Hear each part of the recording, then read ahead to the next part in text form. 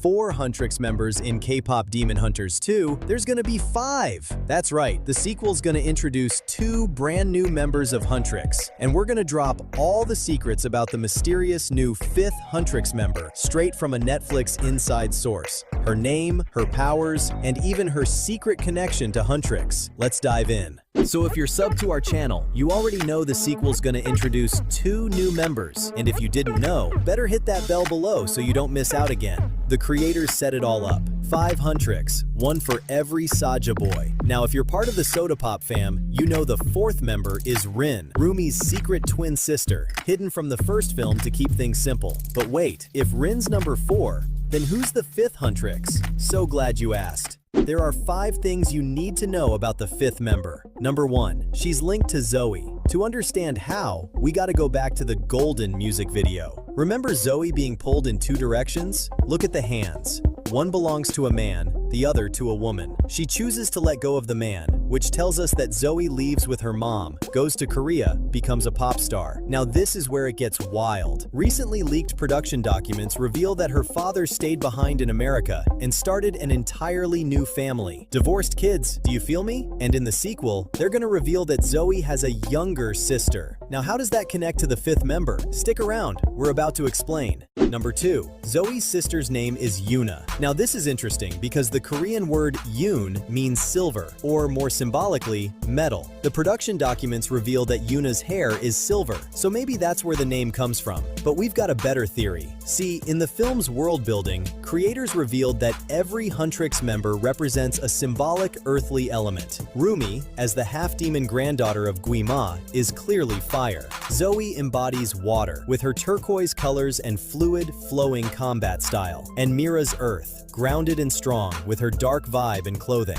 That leaves 2 elements missing: air and metal. Now listen closely. Rumi's twin Rin is short for Harin, a Sino-Korean name that translates to clear sky, directly tying her to air. And then there's silver-haired Yuna, with the name that literally means metal. I mean, who else could the 5th Huntrix be? It was a setup this entire time. Speaking of metal, number 3 is all about Yuna's weapon. You know how each Huntrix member their own signature weapon? Rumi with her Sinegom, Mira with her Gokdol, and Zoe with her Shinkal knives. Well, Yuna has the tiny but deadly Unjangdo, a pair of small shamanistic daggers traditionally crafted in silver. They're actually a sister weapon to Zoe's Shinkal knives, which is pretty symbolic and genius. You can fight close range and throw them. Check this out. These exact daggers actually showed up in Zoe's early concept art drawn by the film's character designer, almost like a little wink to her presence. Which means Yuna wasn't some last-minute addition. She was baked into the DNA of the story from day 1.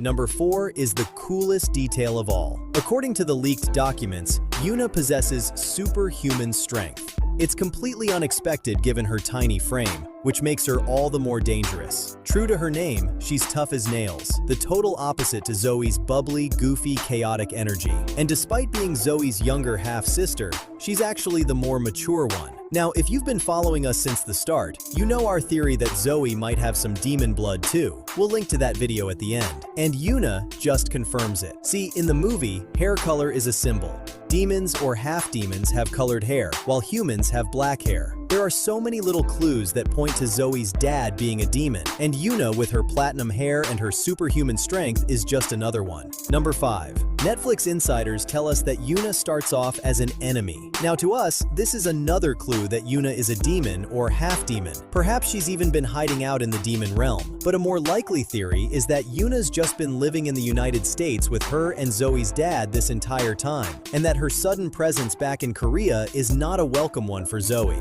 Because like Rumi, she never even knew she had a half-sister until now. That's some pretty diabolical news. But there's an even more diabolical twist about Yuna and Zoe. Guys, we're about to drop the biggest secret about these Huntrix sisters, so you better be sitting down for this. To understand it though, we gotta take you back to the very beginning of the original movie. So the film opens with demon hunters saving a village, right? They rescue a little girl and her mother from death by demons. Now pause for a second and look at these 2 characters closely.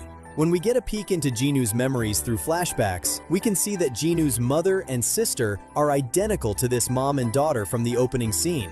Do you see it? It was totally deliberate. A little clue that Jinu's family didn't die. They're still alive. But this is where it gets super freaky. Watch closely. After a hunter saves Jinu's little sister's life, the mother approaches with her daughter. The hunter reaches out to the little girl, and they touch hands. And then she pours her spirit into the little girl, and the girl's chest suddenly glows illuminated blue, like she's magically been turned into a hunter herself. Now this leads us to one of the film, and the sequel's, biggest hidden secrets. Look at Jinu's little sister. Now look at present-day Zoe.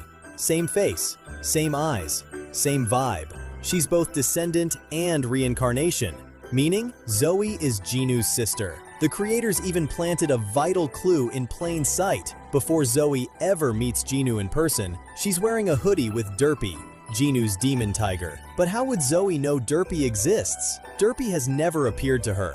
He only ever shows himself to Rumi, and Derpy belongs to Jinu. So why is Zoe wearing his tiger on her chest? Because the creators were trying to tell us that Zoe is Jinu's sister, which makes Yuna Jinu's sister as well. Again, if you sub to our channel, you know that Jinu's not really dead. He's just hiding out in Rumi's sword. So if you put it all together, it kinda makes you see Jinu in a different light. Remember this scene?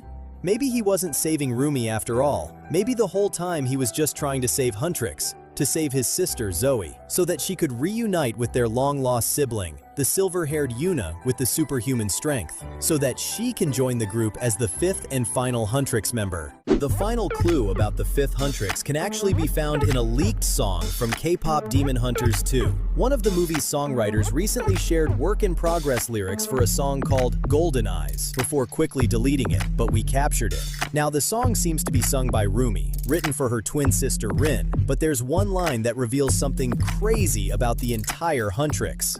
Your golden eyes, she tore us worlds apart.